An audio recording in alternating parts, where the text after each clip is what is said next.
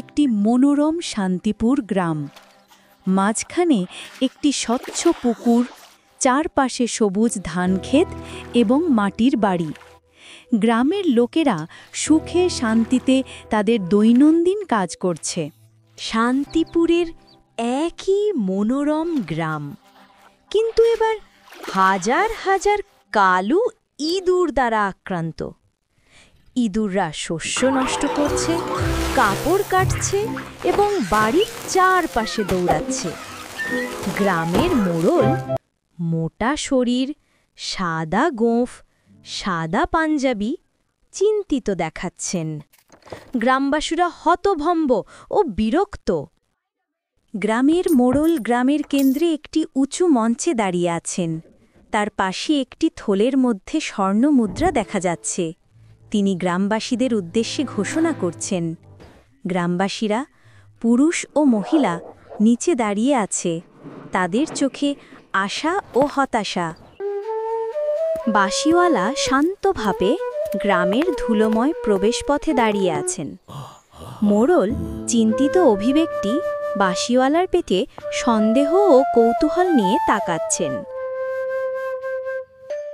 বাঁশিওয়ালা বলল, আমি সব ইঁদুর গ্রাম থেকে বের করে দেব।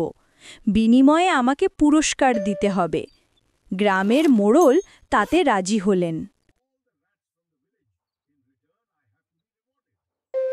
বাঁশিওয়ালা তার কাঠের বাঁশি বাজাচ্ছেন। গ্রামের ঘরদুয়ার এবং ক্ষেত খামার থেকে হাজার হাজার কালো ইঁদুর মন্ত্রমুগ্ধের মতো তার বাঁশির সুর অনুসরণ করে সারিবদ্ধভাবে বেরিয়ে আসছে। গ্রামবাসীরা বিস্ময় ও স্বস্তি নিয়ে দেখছে।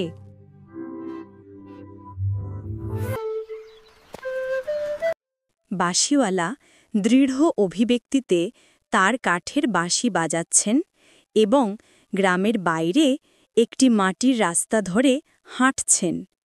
তার পিছনে হাজার হাজার কালো ইঁদুর মন্ত্রমুগ্ধের মতো তাকে অনুসরণ করছে।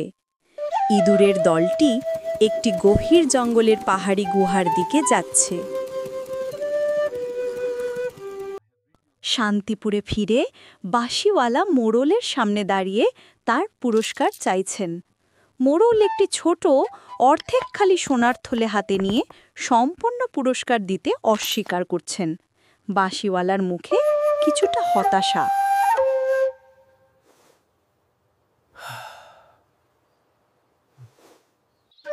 বাঁশিওয়ালা গ্রামের রাস্তায় তার কাঠের বাঁশিতে একটি মন মুগ্ধকর করুণ সুর বাজাচ্ছেন। একদল সুখী বিভিন্ন বয়সী শিশু রঙিন সাধারণ বাঙালি পোশাকে হাসতে হাসতে বাঁশিওয়ালার পিছু পিছু চলছে। তাদের চোখ তার দিকে স্থির, আশেপাশের দিকে ভ্রুক্ষেপ নেই। তাদের বাবা মা গ্রামবাসী আতঙ্কে চিৎকার করছেন, কিন্তু শিশুরা শুনছে না। বাঁশিওয়ালা এবং শিশুরা একটি পাহাড়ের পাশে অবস্থিত উজ্জ্বল আলোকিত রহস্যময় গুহা বা দরজার মধ্য দিয়ে প্রবেশ করতে চলেছে। তারা গুহার গভীরে প্রবেশ করার সাথে সাথে দরজাটি তাদের পিছনে বন্ধ হতে শুরু করছে। শান্তিপুর গ্রাম। অনুতপ্ত মোড়ল এবং শোকার্ত বাবা মা শূন্য গুহার প্রবেশদ্বারের দিকে তাকিয়ে আছেন, যেখানে শিশুরা অদৃষ্ট হয়ে গেছে। তারা তাদের ভুলের জন্য কাঁদছে এবং হতাশার মাঝে দাঁড়িয়ে আছে।